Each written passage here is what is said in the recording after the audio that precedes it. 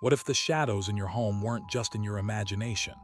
Tonight, we're diving into 5 true horror stories so chilling, they've left people frozen, speechless, questioning reality itself. The first story will make your skin crawl. But beware, each next tale digs even deeper into fear you can't escape.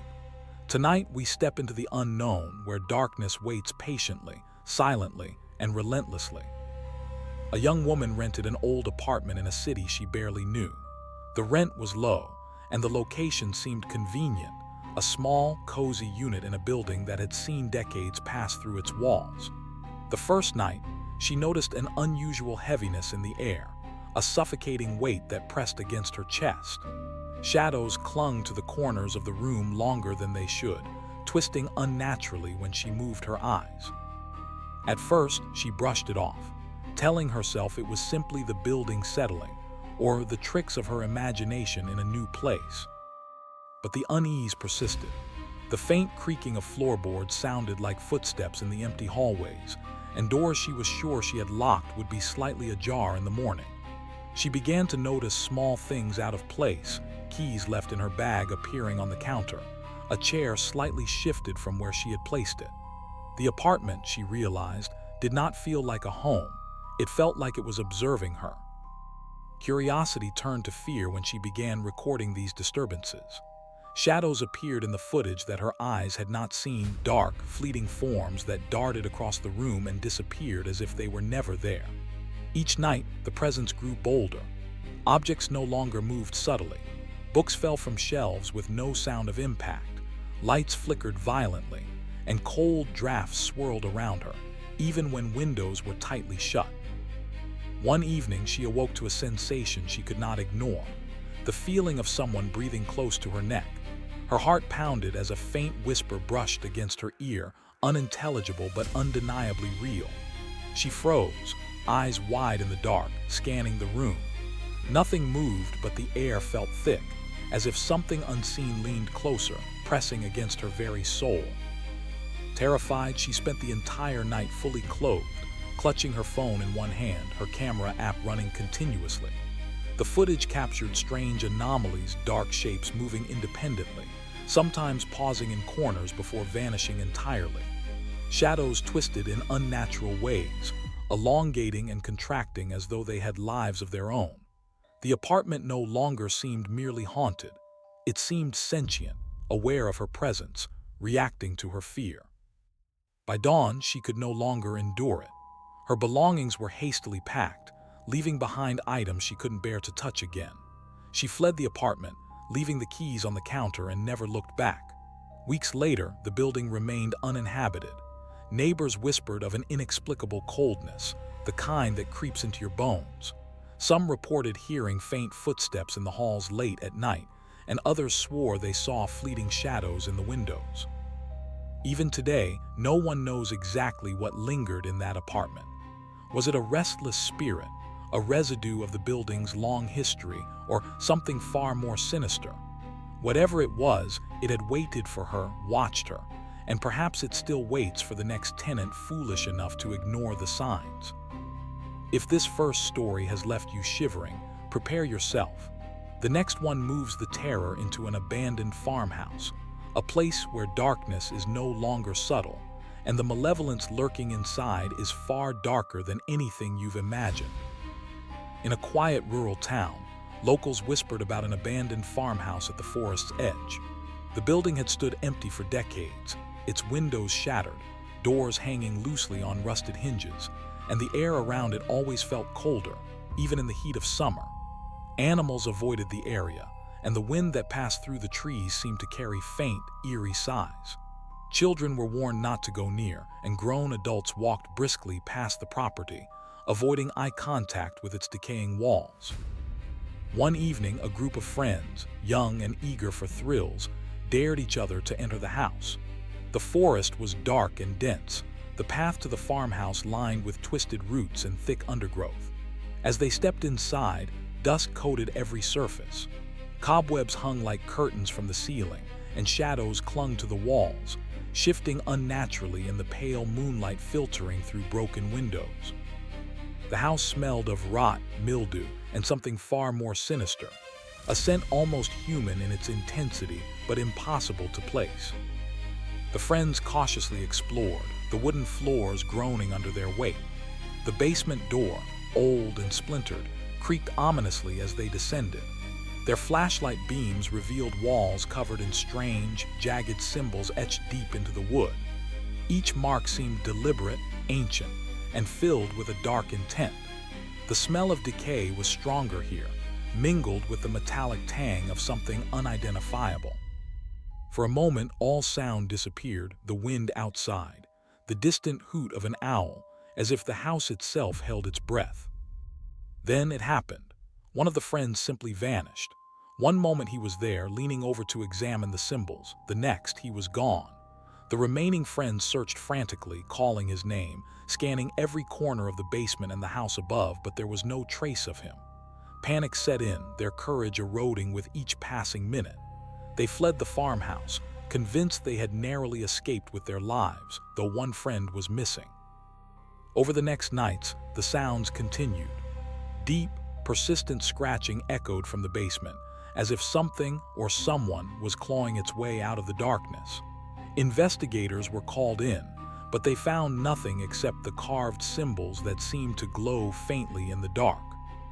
The townspeople, already wary of the place, refused to go near it, recounting tales of whispers that called their names, murmured threats from the shadows, and shapes glimpsed through broken windows that vanished the moment they tried to focus.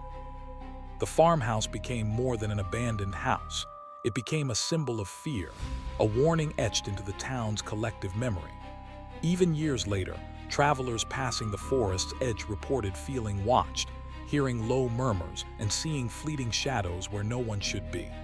The missing friend was never found, and the house remained untouched, a silent, looming presence at the edge of the forest.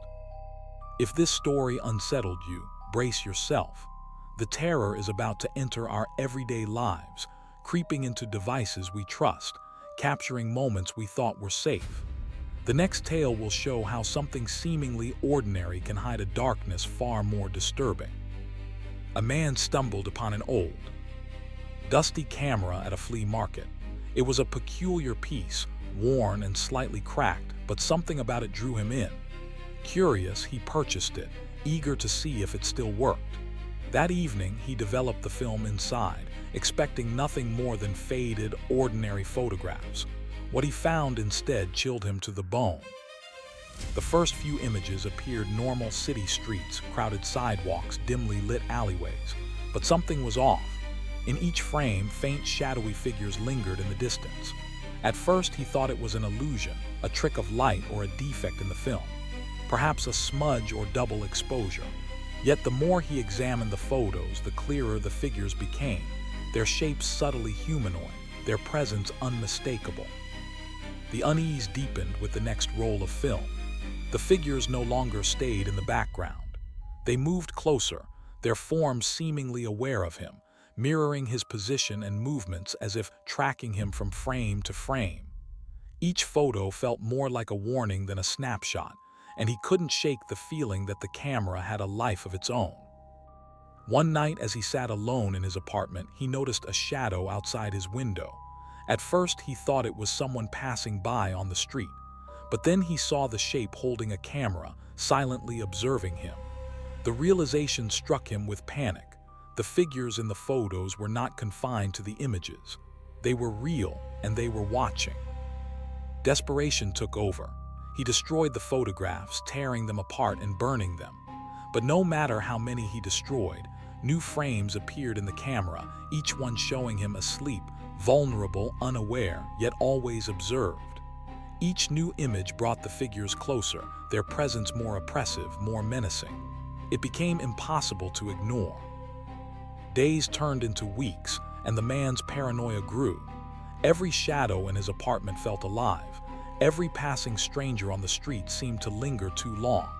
He stopped sleeping, fearing the next photo, the next movement captured by the unseen eyes. Friends and neighbors noticed his deteriorating condition but could do nothing to help. Then one morning he vanished. No trace of him remained. The apartment was empty, his belongings untouched, and the camera sat on the table quietly waiting. When developed, new photos appeared him, alone and asleep, as if nothing had changed, but always with the dark figures looming closer. The camera had claimed him, and the shadows continued to watch, patient and unyielding. If the thought of shadows creeping closer in your photographs unsettled you, prepare yourself. The next story doesn't require a camera.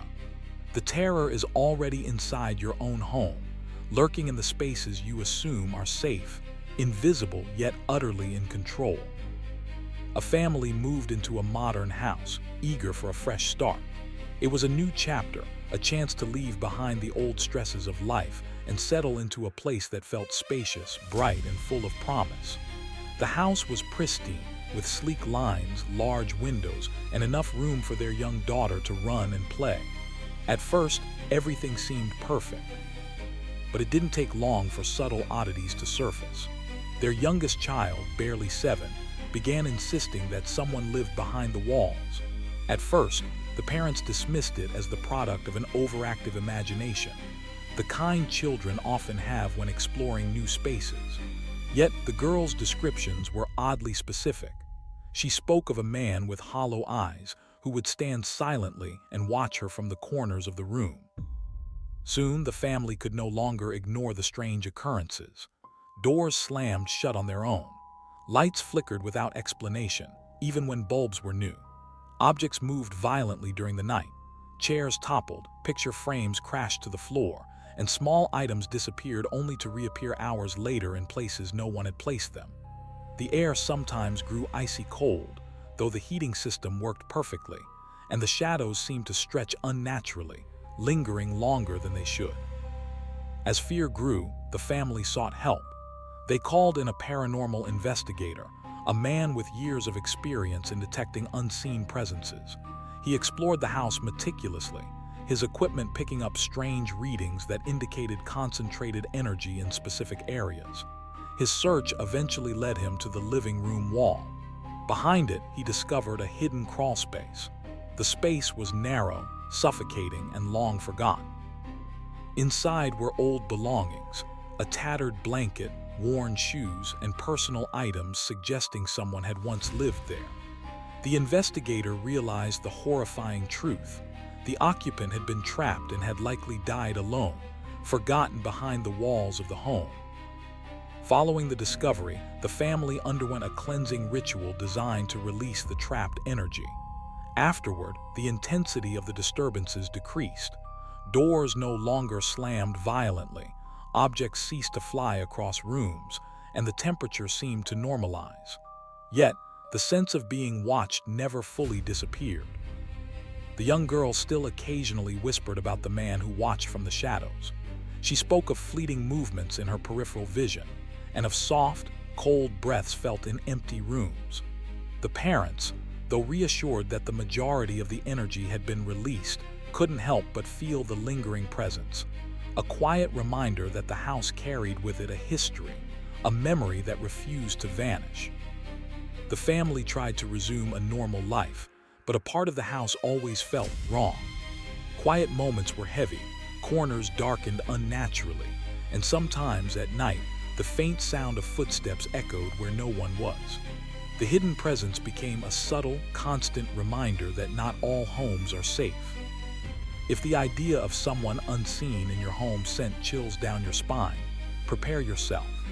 The final story will take isolation and fear to its extreme, far away from neighbors or friends, into a place where no one can hear your screams or save you from what waits silently in the shadows. A man lived alone in a remote mountain cabin, far from roads, neighbors, or any sign of human life.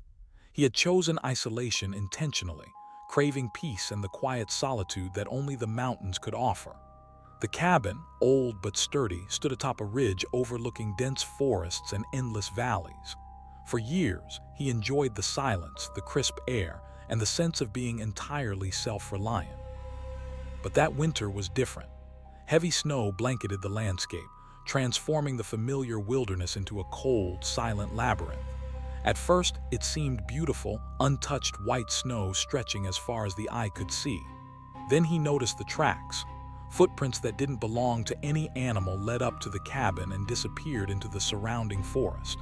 They were tall, uneven, and strangely deliberate, as if whatever made them knew the terrain intimately, yet didn't match anything natural. At first he dismissed it. Perhaps someone else had been hiking, lost, or seeking shelter. But as days passed, the tracks appeared more frequently, sometimes circling the cabin in patterns that made no sense. Then came the footsteps on the roof, soft at first, then heavier, deliberate, as if packing. He stepped outside, heart pounding, expecting to see another human. Nothing. Only the wind, the trees, and the silent snow. Yet the sense of being watched was undeniable, prickling at the edge of his consciousness, impossible to ignore. The nights grew colder, darker, and the presence became bolder. Deep scratches began to appear along the walls of the cabin, as if claws had raked the wood from the inside and outside simultaneously.